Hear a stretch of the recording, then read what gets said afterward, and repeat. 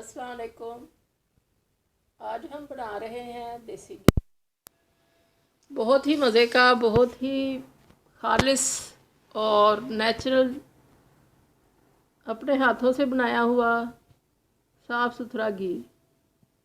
घर में बनाइए जैसे ये हमने बनाया है। आज मैं आपके साथ एक तरीका शेयर कर रही हूँ। घी बनाने के और भी बहुत से तरीके हैं, मगर आज ये पहला तरीका जो मैं गर्मियों में इस तरीके से बनाती हूँ। सर्दियों में और भी काफ़ी तरीके हैं। तो सबसे पहले हमने इस तरीके से दूध से बलाई को उतारना है कि दूध बिल्कुल ना आए, सिर्फ बलाई हो, खुश्क बलाई। तो उसको उतार लिया और हमने फ्रीज़र में डब्बा रखा हुआ है, उसको भर लिया हमने। रोज़ जितना उतरता है उसमें रखते जाते हैं। तो इसको हमने उतार के तो अब गर्म कर लिया, इतना गर्म किया कि उंगली उसमें मुश्किल से ठहरे। और इसको हमने जाग लगा दी। 2 चम्मच इसमें हमने दही के डाल दिए और मिक्स करके रख दिया। जब ये दही बन गया तो हमने उठा के फ्रिज में रख दिया। जब ये ठंडा हो गया बिल्कुल, तो इसको हमने निकाल लिया और इस तरीके से इसमें मदानी को घुमाने लग गए। इस दफ़ा ये ज़्यादा था, बाज़-औक़ात होता है कि टाइम नहीं होता तो फिर मलाई ज़्यादा हो जाती है। तो फिर ये मैं अपने हस्बैंड को कहती हूँ कि वो मेरी हेल्प करा दें, तो वो फिर लगे हुए हैं इसको, क्योंकि हिलाना बहुत मुश्किल हो जाता है। जब ये ज़रा मक्खन बनने की मरहले में आता है तो फिर बहुत मुश्किल हो जाती है। अदरवाइज़ तो मैं ज़मीन पे बैठ के तो पाँव दोनों इसके ऊपर, पाँव में जकड़ के इस पतीली को, तो फिर मैं थोड़ा अगर हो तो मैं बना लेती हूँ। बहुत आसानी से बन जाता है। और अगर मदानी ना हो तो फिर किसी भी लकड़ी के चम्मच के साथ, ज़रा मज़बूत हो, उसके साथ भी ये बन जाता है। क्योंकि इसमें जब ये मक्खन बनने लगता है तो बहुत हार्ड हो जाता है और इसको घुमाना बहुत मुश्किल हो जाता है। जैसे जैसे ये मक्खन बनता जाएगा तो ये हार्ड होता जाएगा, इसको घुमाना बहुत मुश्किल हो जाएगा और बहुत ज़ोर का काम और ताकत का काम है ये। और इसको घुमाने में ज़्यादा देर नहीं लगती, सिर्फ 4 मिनट लगे थे ये सारा प्रोसीजर होने में। और इसको हमने दबा दबा के ये घुमाना है साइडों की तरफ। साइडों की तरफ हमने पतीली की दीवारों की तरफ इसको ज़ोर रखना है और दबाना है। और इस तरीके से ये देखें आप, इसने साइडें छोड़ दी हैं, घी ने साइडें भी छोड़ देगा और नीचे से पेंदा भी छूटने लग जाएगा। तो फिर ये हमारा मक्खन तैयार हो जाएगा। अब ये बहुत हार्ड होता जा रहा है और हिलाना मुश्किल हो रहा है, तो हमने पकड़ लिया साइडों से और इसको अच्छी तरह से, ये आपकी मर्ज़ी है, तेज़ हिलाएं या आहिस्ता आहिस्ता, आराम आराम से भी हिलाएं तो ये बन जाता है। बस गर्मियों में इसका ये ज़रूरी है कि ये ठंडा हो। गर्मियों में हम इसको निकालते हैं फ्रिज में से तो फ़ौरन ही बनाने लग जाते हैं। और इसमें हमने जब पानी ऐड करना है वो भी ठंडा ही करना है।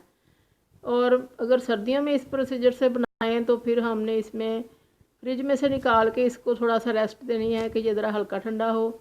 और फिर इसमें हमने पानी भी नीम गर्म डालना है। अब ये बिल्कुल सख्त हो चुका था, हिल नहीं रही थी इसमें मदानी, तो हमने इसमें पानी ऐड कर दिया। हमने पूरा 1.5 लीटर इसमें पानी ऐड किया है। इसलिए हमने बड़ा बर्तन लिया था, बड़ी पतीली में हमने जाग लगाई थी कि ये सारा काम इसमें आसानी से हो जाए। इसमें आप देखिएगा कि बर्तन भी बहुत काम गंदे होंगे और इसमें हाथ भी बिल्कुल नहीं लगेगा। ये सारा काम इसी तरह से हो जाएगा कि हाथ लगाए बगैर ही हमारा मक्खन तैयार हो जाएगा और घी भी। अब ये देखें, अब ये घुमाते घुमाते इसके मोटे मोटे पार्टिकल्स हो रहे हैं। इसी तरह से ये ऐसा ऐसा मक्खन इकट्ठा होता जाएगा और लस्सी हमारी अलहदा हो जाएगी। इस लस्सी से हम कड़ी बना लेते हैं। वैसे ये बिल्कुल ठीक इसका टेस्ट होता है क्योंकि हमने फ्रीज़र में रखा होता है, तो इसे हम ज़्यादातर कड़ी बनाते हैं। अगर हम कड़ी बनाएं तो इसको 2 दिन हम रख लेते हैं, फिर ये खट्टी हो जाती है तो फिर इसकी कड़ी बहुत अच्छी बनती है। तो अब ये देखें मक्खन हमारा तैयार हो चुका है। अब इसको हमने इसी तरह से मदानी से इकट्ठा कर लेना है। और कोई बर्तन इसमें ज़्यादा नहीं गंदे होते, ये सिर्फ एक ये देगची और ये मदानी। अब इसको हमने लस्सी को निकाल लेना है इसमें से।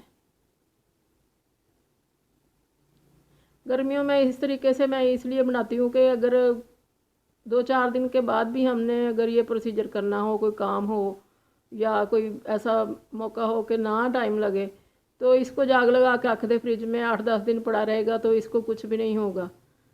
बाद में हम ये कर लेते हैं।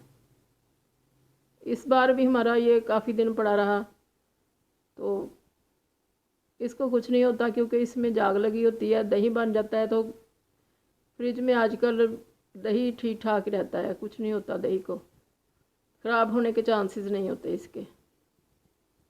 और जब फारग हों तो ये काम कर लें। तो अब इसको मैंने अच्छी तरह से स्ट्रेनर से निकाल लिया। लस्सी हमारी साफ़ सुथरी बच गई और जो स्ट्रेनर में था वो भी मैंने इसी में डाल दिया था, देगची में।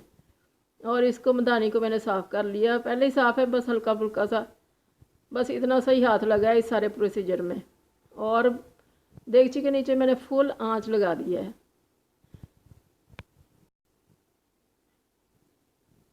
और इसको हमने चमचे की मदद से अच्छी तरह से पेंदे से और साइडों से इसको खुरचते जाना है कि ये नीचे लगे ना। अगर ये नीचे लग जाए तो फिर पतीली को धोना बहुत मुश्किल हो जाता है, वो बहुत सख्त हो जाता है, उसके ऊपर जुड़ जाता है जो इसमें मवाद होता है।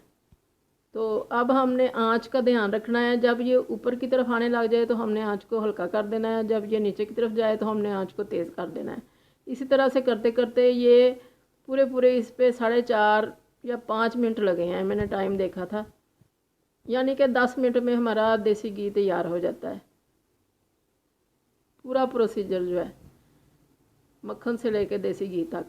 अब हमारा देसी घी तैयार हो चुका है। हमने आंच बिल्कुल बंद कर दी है और ये 2-3 मिनट तक ऐसे ही पकता रहता है। इसलिए इसको ज़रा जल्दी उतार लें क्योंकि इसमें हीट इतनी होती है कि ये काफ़ी देर तक इसका पकने का अमल जारी रहता है। अब इसमें हमने 1 जग पानी डाल दिया पतीली में और उसको 1-2 उबाल दे के तो इसको हमने स्ट्रेन कर लिया। इससे ये फ़ायदा हुआ कि पतीली भी साफ़ हो गई और स्ट्रेनर भी, और जो उसमें घी था वो भी हमारा देखें नीचे आ गया। अब इसको हम फ्रिज में रख देंगे और फिर देखेंगे कि इसके ऊपर कितना घी आ गया था। और उस घी को हम चाहे हंडिया में डाल लें, चने वगैरह दाल वगैरह भूनते वक्त उसमें डाल लें, या वैसे ही इसको आटा गूंद लें, ये किसी भी काम आ सकता है। ये देखें ये घी इतना सारा ऊपर आ गया और इस तरह हमारी पतीली भी जल्दी साफ़ हो गई और हमारे सारे जो थे ये स्ट्रेनर वगैरह भी साफ़ हो गया और घी भी हमारा सिंक में नहीं गया। तो ये हमारा बहुत अच्छा सा और नेचुरल घी तैयार हो चुका है। आप भी इस तरीके से बना के देखिए। अल्लाह करे आपको पसंद आए। दुआओं में याद रखिएगा। अल्लाह हाफिज़।